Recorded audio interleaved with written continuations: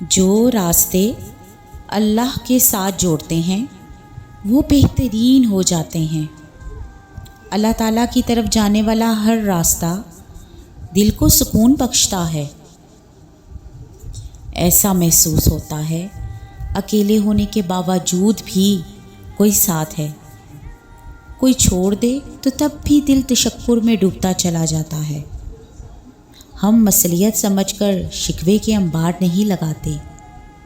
وہ رحمان ہے، اس سے جڑنے والے غنی ہوتے ہیں۔ جو اس سے جڑتا ہے وہ اسی کے دل میں ہمیشہ کے لیے بس جاتا ہے۔